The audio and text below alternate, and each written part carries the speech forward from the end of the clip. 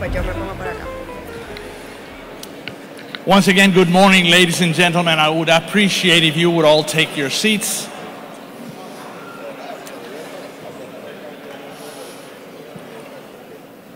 Once again, good morning. For those of you who were not here for our program yesterday, my name is Francisco Cimadevilla. I'm president of 4 Kilo Strategic Communications, a firm in San Juan, Puerto Rico, and I'm delighted to be back here sharing this podium with my excellent co-MC, Nicole. Thank you, Nicole. Good morning to you. Good morning to you too. Good morning to you all. Hope you, if you came in yesterday, hope you had a good time last night, are well rested, and we are ready to begin PRNow New York Forum this year, 2023, in this great place, Cipriani, which has held, as we spoke yesterday, great events throughout the years, historic place to be in and to have insights of so much that's happening in Puerto Rico to move forward, a place for great opportunities. Indeed, at one point or another, this building was home to the New York Merchants Exchange, the New York Stock Exchange. It was headquarters of National City Bank, so it has a wonderful history in our financial industry. So, indeed, welcome to this second day of the PRNow New York Forum 2023.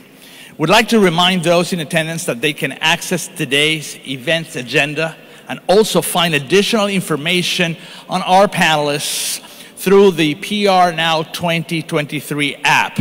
It's free to download and available through the various QR code signs featured throughout the venue. If you need internet access to the PRNow 2023 network, please use the password PRNOWNYC. Great. And as we were saying yesterday, we had an insightful discussion on fiscal matters, disaster funding, public-private partnerships, among other topics. And today we will broaden and deepen our discussion with some exciting new topics. Our first panel will be a conversation between AAFAF Executive Director and Secretary of State Omar Marrero and the new Executive Director of the Fiscal Oversight Management Board, Robert Mujica, moderated by Francisco Cimadevilla. So let's begin. Thank you, Nicole. A big round of applause for our first panelists.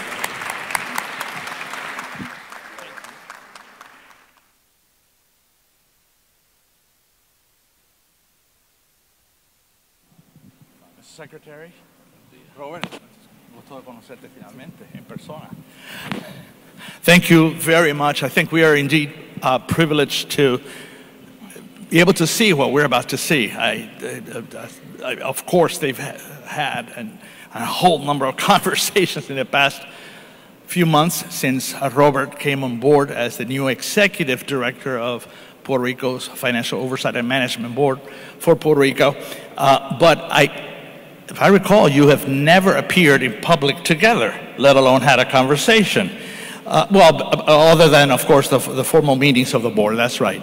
But hopefully we can, through just a few questions, promote a conversation so that this audience can get to know you, the job that you've been doing in these past few years, and your impressions, Robert, as the most recent addition. And I should add, as an editorial comment, we were delighted to hear yesterday on this stage Governor Hochul say great things about you, how she's missing you very much, and how this was only in the nature of a loan. She expects to have you back. So great credit to you, Robert. Thank you very much. So I would start off with the most simple question, which is both the government of Puerto Rico and the Financial Oversight and Management Board for Puerto Rico have really been at work for the past 6.5 years in the effort to fix Puerto Rico's fiscal woes, achieve the restructuring of the debt, adopt structural changes to foster sustainable economic growth over time. Indeed, this forum is a lot about progress report on that. But I would like, and I think the audience would like to hear from you, how do you rate or how do you assess your success in these past few years at accomplishing all of those goals? Sure. Well, thanks a lot, Francisco and Robert, for the opportunity. During the last 6 years, I think that we have made significant progress. If you look at not only what we have been through, but also in the actual results, you cannot overlook it. First of all, on the restructuring side, we have already restructured most of our debt. The only big piece is PREPA and some other smaller credits. But the fact remains that we were able, in collaboration with the Oversight Board, complete most of the restructuring. Second, we have been able to enter into generational transactions on the P3 fronts, and that was an actual collaboration between the Oversight Board and the government of Puerto Rico since day one. And I'm talking about LUMA. This integration of the vertically integrated monopoly that was PREPA has been a collaboration effort between the Oversight Board and the government since day one. To put it in more perspective, every single meeting that we have of the partnership committees, we have some observer from the Oversight Board to make sure that we are in perfect alignment. That was the way how we deliver the LUMA transaction after following a very robust procurement process in collaboration with the Oversight Board. We did it the same for Genera, for example. We're doing it the same for the toll road transaction right now, the P3 transaction that we are in the middle of the procurement process. We are working in collaboration with the Oversight Board. So again, we're talking about restructuring, we're talking about right-sizing, optimizing services, optimizing government facilities and services, and more importantly, if I look back and I say, okay, what has been one of the main benefits of this awkward power-sharing relationship that we have, as Judge Swain has stated many, many times? I have to say the radical transparency that we have in the financial front. It was in the past that some government officials didn't know how much money they had. What was the visibility? It was none, zero. The fact that we have been able to work with the Oversight Board to provide reports to the markets. We are providing over 27 reports in our website. TSA, daily actuals, the liquidity reports, budget to actuals. Again, this is constant reporting that we are providing. Also on the disaster funding front, we have been able to prioritize state cost share to make sure that we're optimizing the federal grants that we have available on the FEMA side. So again, there have been actual results, but I have to highlight the restructurings, the great improvements that we have in our financial transparency, and also our liquidity position, Francisco, our liquidity position. The fact that today we have a great working capital at the Treasury Department that allow historic working capital. We wanted to make sure that we had at least 90 days of working capital. Well, the Secretary and in collaboration with the Oversight Board, we have been able to make sure that we have more than that. Not only that, we have a rainy day fund. If something happens, we have an emergency fund that we can go and access. That has been in collaboration with the Oversight Board as well. What else? We have been able to implement a debt management policy and some other guardrails to make sure that no Tom, Dick, or Harry in the future tinker with these rules or cause that Puerto Rico gets into the same trouble. So again, actual results that despite of the disagreements that we may have had as part of the process in any relationship, I think that in the end, the people of Puerto Rico has benefited. Thank you, Omar, and we'll get a little bit more into the agenda still ahead. But as an initial reaction, Robert, as the new person in charge, how do you assess the progress right before you came on board, and your first impressions of that collaboration, the nature of that collaboration that the Secretary is referring to? What's your initial reaction? Yeah. So, first of all, I'm very happy to be part of this, and I think we are turning the corner. I concur with the Secretary on a lot of the improvements that have made. But I start with looking at the PROMESA statute and what was required there, and there are a couple of things. One is the promise was that you would allow a vehicle to restructure the debt. And the expectation, I think, was also, right, we have to restore fiscal responsibility and then regain access to the capital markets. So where we are, I think, today, as the Secretary mentioned, a large portion of the debt for the Commonwealth, it's right out of bankruptcy now. We still have PREPA outstanding, but 90% of the debt has been restructured. So that's positive because we've changed the debt profile from over $3 billion to a level $1 billion for the foreseeable future. And you can't right-size the spending part of the budget until you actually know how much you're going to be spending on debt service. So it's difficult to move forward on investments in the future of the budgets until you actually understand how much do we need to spend for pensions, how much do we need to spend on the debt service. So now that we know that, that's done. The second part is fiscal responsibility and restoring access. That's what we're working on presently. And then we have PREPA. Hopefully PREPA gets done soon. But on the fiscal responsibility side, as Secretary mentioned, there are reforms that are in place or that are in flight right now, right, to restore confidence. And I think part of why the Commonwealth ended up where it ended up was lack of transparency, lack of financial management systems that were put in place. The board has worked very closely with the government to put those things in place. So we're seeing large improvements in the revenue collection data, understanding where the funds are, all of the things that the street would require in order to restore market access.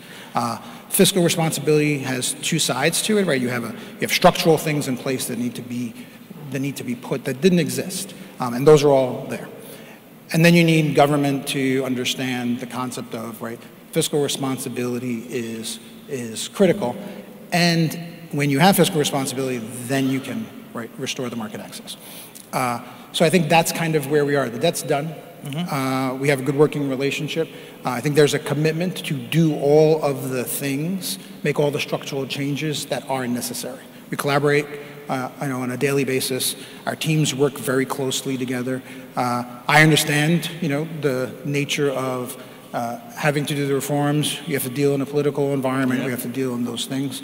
But fiscal responsibility has to transcend those conversations. So I think we've made a lot of progress on the debt side. Fiscal responsibility and the structural reforms are moving forward. There's still a lot of work to do. Yep. And then everything from now on needs to be how to restore confidence. You both mentioned the PREPA restructuring as one of the items still ahead on the agenda. Any additional comment that you can make at this time? And it's perfectly fine if you can't. That's, about your expectations or the timing or whatever. And the second part of that is, besides PREPA, is there any other credit that still awaits restructuring that needs to be tackled later on? Okay. On the PREPA restructuring is critical for the island because you cannot have economic growth on the island without reliable, affordable power. And it's a hard stop, right? You need that. And the reality is people have acknowledged that PREPA failed. To do that, it went bankrupt, didn't do the things necessary, didn't make the investments in the power plants, and it failed. We've made tremendous strides in privatizing it. The government gets to still keep the assets, so it's still controlled by the Commonwealth. However, you now have private management who has a strong incentive to make sure that the utility is run well. We're still in bankruptcy courts. We have filed in February. The board filed a plan of adjustment for PREPA that we think is confirmable. We think it's fair, but it's not without pain.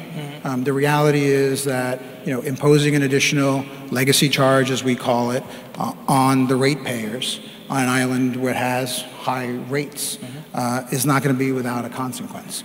But there's also a benefit to coming out of bankruptcy, and you try to balance those two things. So we hope that by the end of the year we can get out of the bankruptcy. And the contracts are now in place, and I give a lot of credit to the government for actually getting the contracts in place for both on the generation side and the transmission side. Getting those contracts in place was a huge obstacle. Now they're in place, so now we can move forward. Omar, any other credit that still needs to be tackled? Let me just piggyback. Let me just piggyback on what Robert mentioned about the energy sector of PREPA. When we talk about PREPA, not only we're talking about the restructuring, but also we're talking about the reconstruction. We're also talking about the concession to the private operator. So all that is what we call the transformation of the energy sector in Puerto Rico. That includes also the transition to renewable energy. So this is this is the piece that is left in that puzzle. So we have already a confirmation hearing for July. So that has remained in calendar. So as Robert mentioned, we expect to finalize it this year. Other credits, we have PRICO that we expect to finalize in the soon future. We also have ports and UPR and some other smaller credit. But it's essentially the big piece that we have still out there is PREPA, and we're optimistic that we're going to finalize it this year. Robert, you come to the FOMB with a very considerable breadth and depth of experience managing New York State's fiscal budgetary policy and practices. And although the New York City bankruptcy experience in the mid-70s well predates your time, its lessons must have been pretty present on your mind as you worked through your tenure in Albany. What are some of those lessons from the New York City bankruptcy that you think might be applicable to Puerto Rico? And do you feel you can bring them to bear in your current role as FOMB Executive Director? And that's the challenge, is to bring those elements of fiscal responsibility that were learned. And I think in the financial practices of the state, what happened in New York City still looms large. And when I was budget director of New York for those 7 years, New York was not known as a state that didn't spend a lot. But during my time there, we had a fiscal discipline. We had a governor who supported the premise, and a legislature that understood that requirement. So we controlled spending at 2% a year during that time.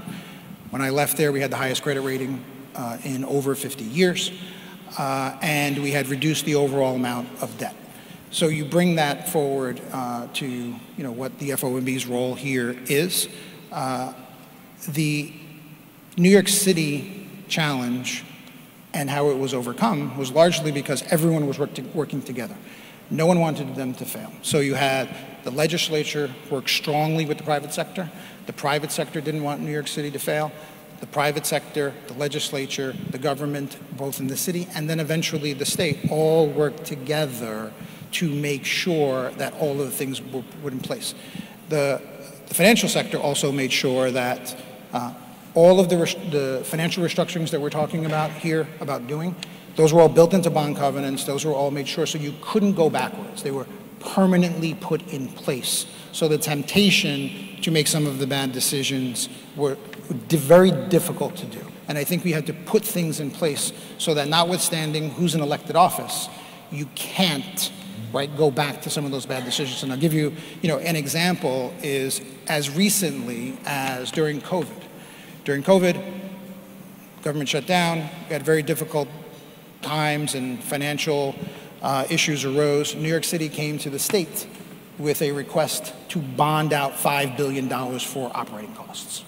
And this now, 20, 30 years after, 40 years after.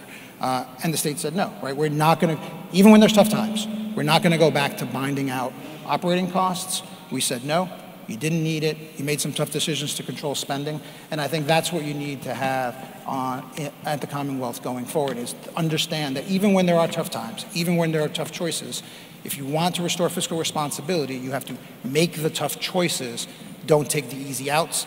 And the goal here is to put measures in place to prevent those things from happening. While the oversight board is in place, that is not going to happen. And when the oversight board leaves, those things need to be in place so they can't happen. Omar. By the way, we totally agree with that, and Robert knows, and he's seen that they were going to have all the collaboration from the government of Puerto Rico to make it happen, because I think that's the real challenge, how we make sure that those changes remain permanent. Throughout your working relationship between, the authority that you lead and the Financial Oversight Board, the relationship has been sometimes portrayed, at least in the press sometimes, as challenging or at odds. And yet, you obviously, we've witnessed, a day and a half of reporting on the great successes you've had. How has that been possible? How have you done it? Well, I think that we all have to behave like adults. What does that mean exactly? We'll start with that. Well, I think that we all have to do our jobs. We all know what we have to do, and in this case, with the Oversight Board, the reality is that Congress passed a law. Like Robert mentioned, they provided a tool that in order for us to have the revised annual debt service like the one that we are seeing right now. That was the tool that they provided us to restructure, but it was contingent upon having to provide transparency as to our financial matters. So the reality is that, yes, we have had a rocky relationship. We have to call balls and strikes because there are certain instances that we have had some differences, some disagreements on public policy. When PROMESA initially was designed, and I was in the private sector, the reality is that it was meant more as a tool that will set the size of the room while allowing the government of Puerto Rico to arrange or rearrange the furniture. Unfortunately, that has not been the case. So during those 6 years, we have had some disagreements, and sometimes we had to go to court. That was the reality. But besides, when you go and you forget those, or you avoid those headlines, Francisco, the reality is that we agree in most of the matters. When you look at the fiscal plan, for example, the last fiscal plan or the last budget, you realize that there's a great degree of collaboration between the government of Puerto Rico and the Oversight Board. So again, forget the headlines. We all know how the news outlets operate and what they want to highlight. But the reality and the fact remains, and I think this great message here is that we have a great working relationship. We know what we have to do. We know what are the rules and the objective of PROMESA of both sides, and we're just doing it. So if I have to say how much percentage we agree, I'll dare to say over 80% or 90% in the matters we agree. We totally agree. It's just how we get there, how we skin the cat. And there are certain instances that related to public policy we disagree. And I think that the most recent one was the labor reform. The governor believed that a better and improved and well-compensated workforce is more productive for the economy, for the employers. So we fought. We lost, so we turned the page, and we continue to work together. We have still a lot of work to do, and we're looking forward to make it happen. So, Robert, a comment? Yeah, so my experience in New York State was working on both sides of the aisle. Mm-hmm. So I worked for Republicans, I worked for Democrats, I had to deal with a legislature that was opposing party at times, and I was on the other side at times.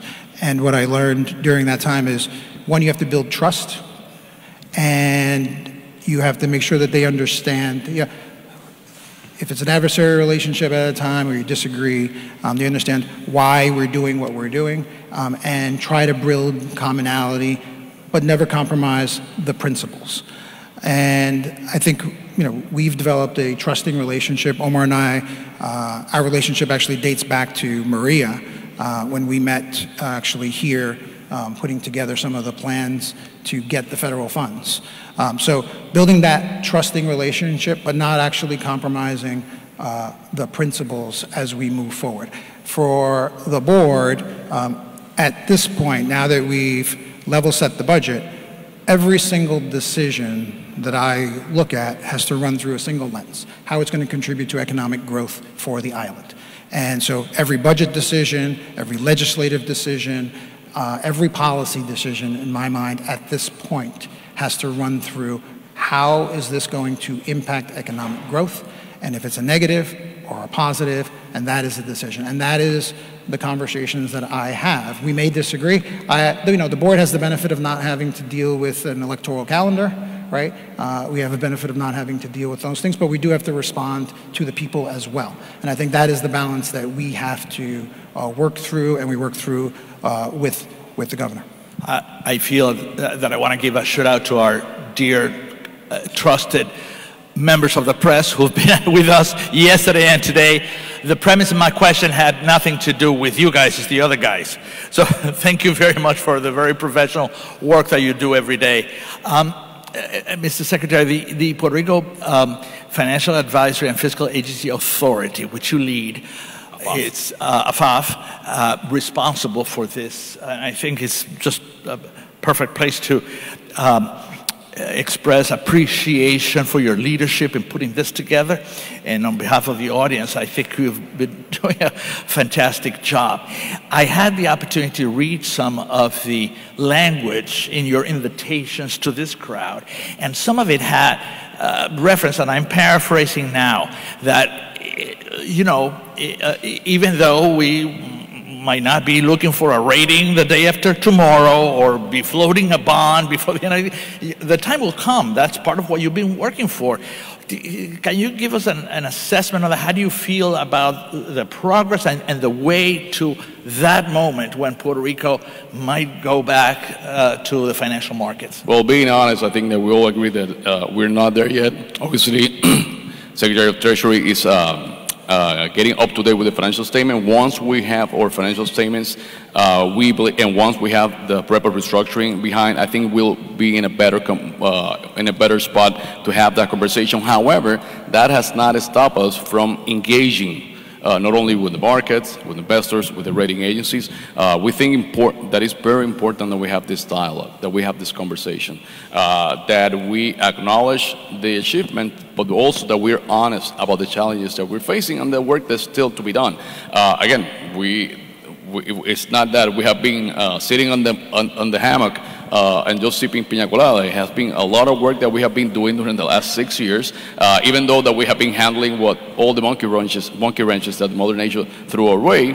But the fact remains that, again, we have done a lot, and we have to communicate it. We have to change the narrative, Francisco. It was very embarrassing what happened in 2016 when the government of Puerto Rico defaulted, and all the repercussions that had. When Maria came, we didn't have cash at hand. When Maria came, we didn't have access to credit. We didn't have a rainy day fund. So all that is in the past, and we have made sacrifices. The process has been expensive and painful, but the fact is that we are in a inflection point in which now we have to focus on economic growth.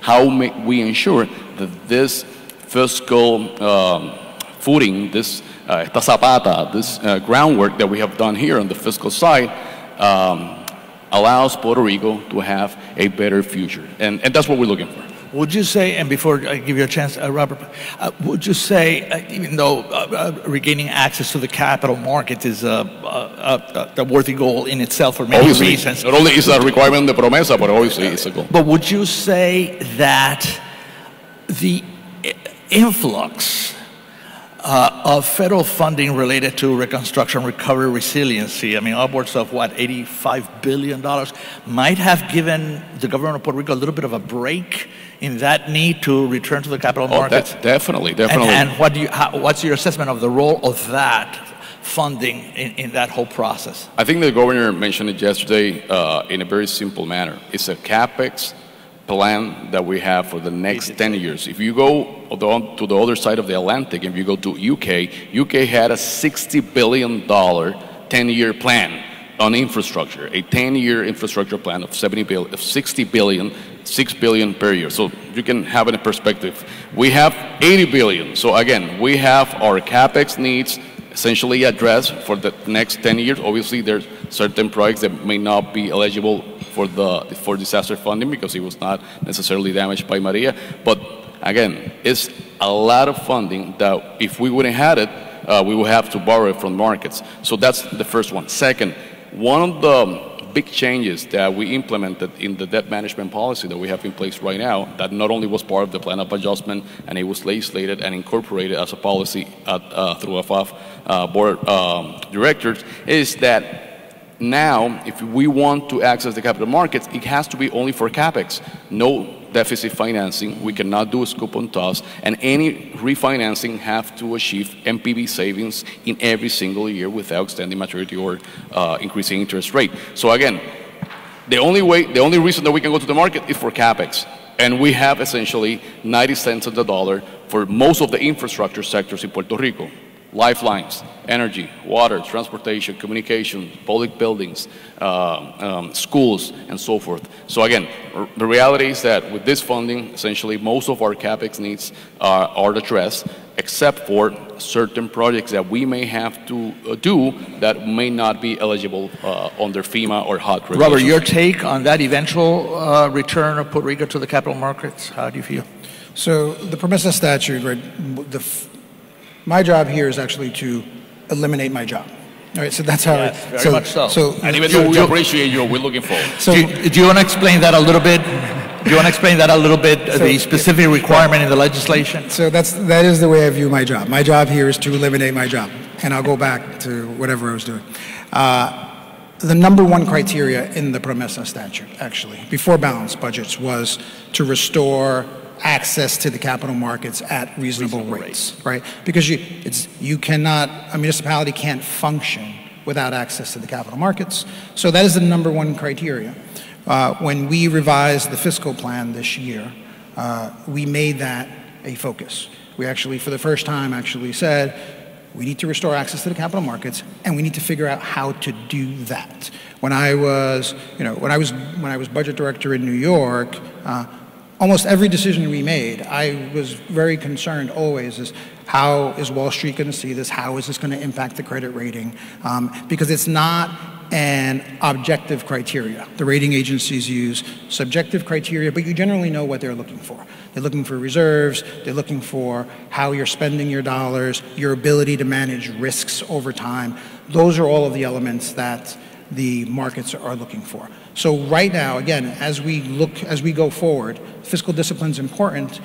Putting the structures in place are important so that they know and they have confidence that you're not going to return. That's how you get access to capital markets. And if you look at other distressed municipalities, Detroit right now is borrowing again.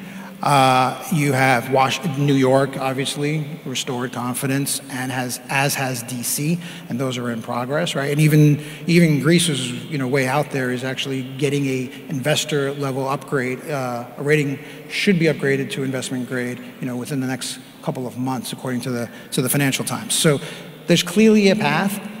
You can get there faster if we do the right things. And we have put money in reserves to manage risks. Those are big things. So we have been working to do the things. And I think how do you speed access to there's no magic to it.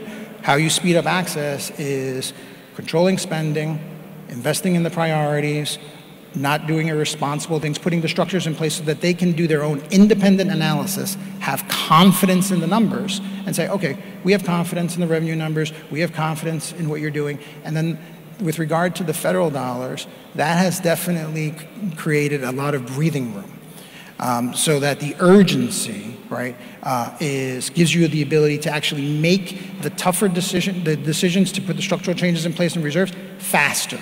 So you can put the money in reserve, you can do the things necessary because you're not trying to, build the plane while you're flying.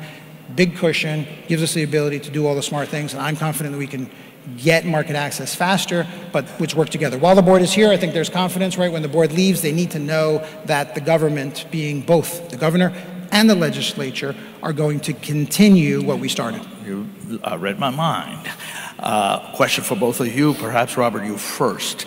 After you succeed, as we have no doubt that you will, in eliminating your job, that is, in a post-PROMESA environment, how confident are you that future government administrations and legislatures in Puerto Rico will be willing and able to keep in place the sound budgeting and financial management practices you have implemented to successfully, at least in part, as a result of the PROMESA required discipline? What is your expectation in that regard? Yeah, so that's how I ended the answer to the last question, yeah. right? So that's the trickier part, right? Because you cannot control who's elected into office, you cannot control the legislature, but what you can do, and the New York City experience and some of the other experiences show, is you have to put the things in place that make it very difficult for those bad decisions to be made again, notwithstanding whose office. You're not going to be able to control perfectly. It's a democracy. People will elect people, and people can make bad decisions, right? And that's how we got here. But we have a new debt management policy that's in place on the island. It limits what you can use the debt for. It limits the amount of debt you can issue. So those are all things we need to make sure those are rock solid, very difficult to change, right? I want to make it even harder to change those policies going forward, so the legislature can't just in and bypass it. And again, I mentioned the New York City experience again, right? They wanted to change it again. They wanted to borrow $5 billion for operating. We said no, but only in New York, the state is still acting almost as the oversight board, right?